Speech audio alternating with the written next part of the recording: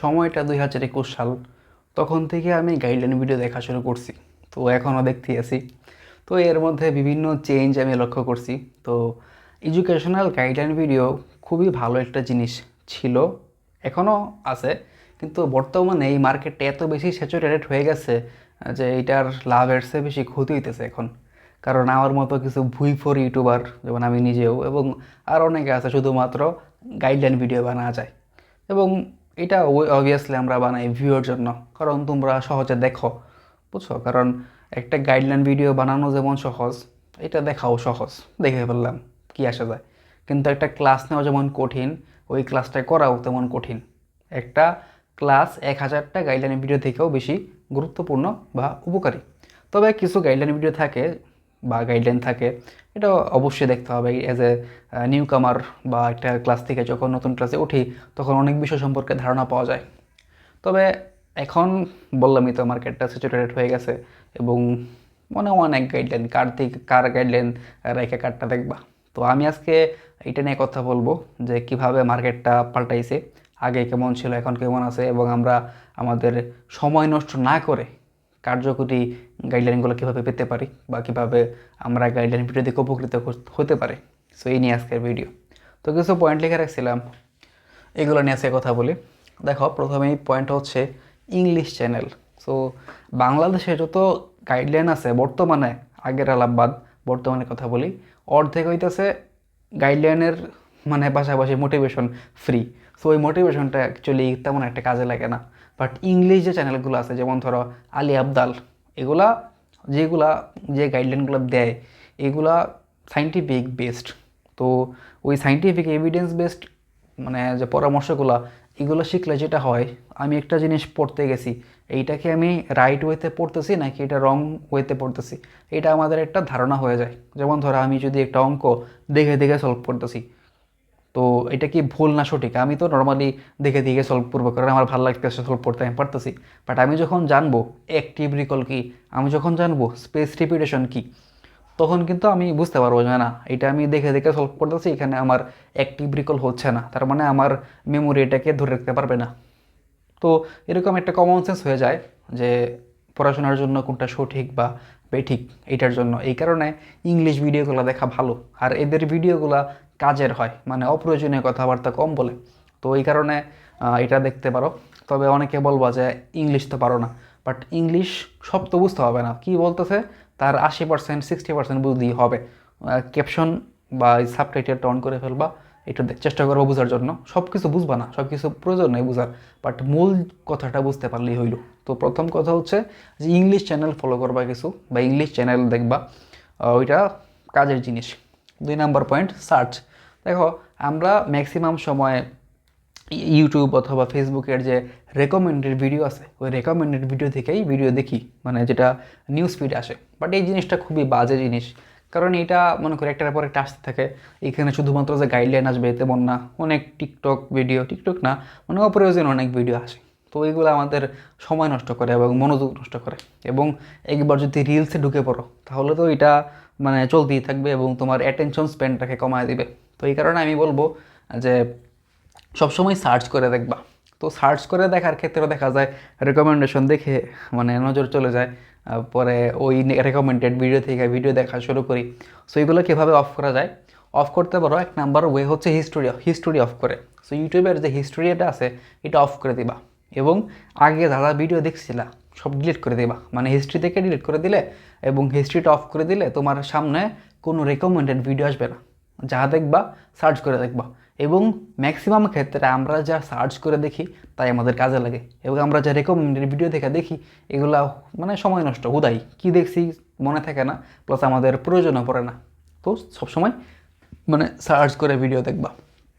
আর এটা হচ্ছে Facebook cross, মানে ফেসবুক থেকে দেখবা না, ফেসবুকে তো কেউ গাইডলাইন দেখার জন্য ঢুকে না। এখানে কত ইস্যু, সাম্প্রতিক ইস্যু, ফেসবুক তো একটা মানে গার্বেজ বলতে পারো। ফেসবুকে কন্টেন্ট ক্রিয়েশনও মানে কাজের জিনিস নাই তেমন একটা, দুই একটা থাকতে পারে, আর তেমন একটা উপকারও হয় না। তো ফেসবুক আমি বলবো যে ডিএক্টিভেট করে দিলে সবচেয়ে ভালো। শুধু শুধু ফেসবুক দেখে লাভ নাই। আর ফেসবুকে তো গাইডলাইন বলো, এডুকেশনাল ভিডিও বলো, এগুলো দেখার দরকার নেই। মাঝে মধ্যে যদি তোমার দরকার পড়ে কোনো একটা বিষয় সম্পর্কে জানার প্রয়োজন পড়ে, বিভিন্ন গ্রুপ আছে ওইখানে পোস্ট করতে পারো, বা তোমার এটা করতে পারো যে ফেসবুক স্ক্রল করলা না কিন্তু পোস্ট করলা, নিজের ছবি পোস্ট করতে পারো, মানে মানুষকে দেখাইলে আর কি যে তুমি ভালো আছো, এইটাই আর কিছু না। ফেসবুক একটা গার্বেজ আর কি, মানে আমি নিজে চালাই না এটা, বা কম চালাই। পরে হচ্ছে সোর্স। তো গাইডলাইন ভিডিও দেখার ক্ষেত্রে, সার্চ করার ক্ষেত্রে সবচেয়ে গুরুত্বপূর্ণ যেটা, সেটা হচ্ছে সোর্স। তো একটা বিষয়, যেমন ধরো তুমি কলেজে উঠছো, তো কলেজে ওঠার পর কেমিস্ট্রি কী কী সোর্স থেকে পড়ো, বা এখানে কোন বই থেকে পড়তে হয়, বইয়ের পাশাপাশি কী কী গাইড লাগে, অথবা কী কী এক্সট্রা মেটেরিয়ালস লাগে, কোন টিচারের নোট ভালো, এইগুলো বিষয় তুমি গাইডলাইনে পাইতে পারো। সো সেক্ষেত্রে সার্চ করবা কী দিয়া, যে এটার সোর্স কী, বা এইটা কী কী বই পড়বো। তো এরকম বইগুলো সম্পর্কে আইডিয়া থাকলে খুব ভালো হয়। যেমন ধরো গাণিতিক, পদার্থবিজ্ঞান, আবার আবার অ্যাডমিশন গাইড আছে। তুমি যদি অ্যাডমিশন গাইড নাম শুনে ভাবো যে অ্যাডমিশনে যায় সেটা পড়বা, তাহলে তো শেষ করতে পারবে না, কারণ এটা অনেক মোটা হয়, এটা একাডেমি থেকে পড়তে হয়।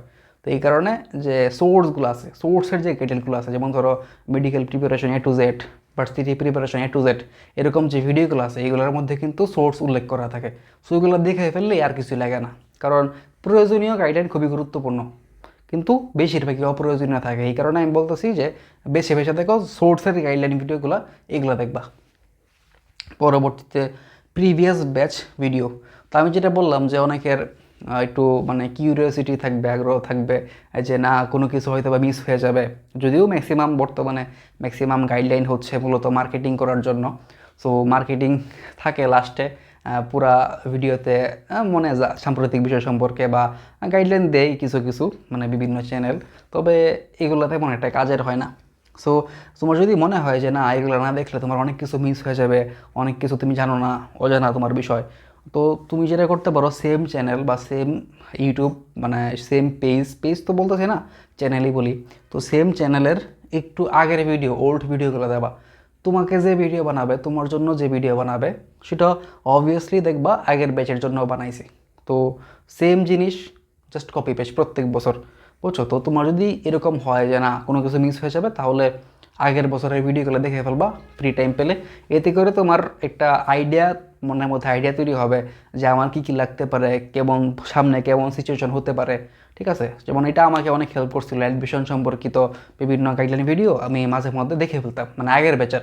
আমার ব্যাচের যে সময় ছাড়ছে ওই সময় আমি দেখি নাই, আমার কোনো লস হয় নাই, ঢাকা ভার্সিটিতে পেয়ে গেছি, আমার লাভ হয়েছে আরও, মানে না দেখা। তো আমি আগের ব্যাচের ভিডিওগুলো দেখতাম, কারণ মোটামুটি পরিস্থিতি সেম থাকে এবং সেম জিনিসই বলে প্রত্যেক বছর। তো আগের ব্যাচের ভিডিওগুলো দেখলে আমাদের একটা ভালো আইডিয়া তৈরি হয় যে কী কী হতে পারে, কোন সিচুয়েশনে কেমন সিদ্ধান্ত নেওয়া উচিত। যেমন ধরো ফর্ম ফিল আপ সম্পর্কিত একটা গাইডলাইন পাইছিলাম আমি, যে অনেক টাকা খরচ হয়, আমি একটা টাকা জমায় রাখছিলাম, তো এটা আমার অনেক কাজে দিয়েছে।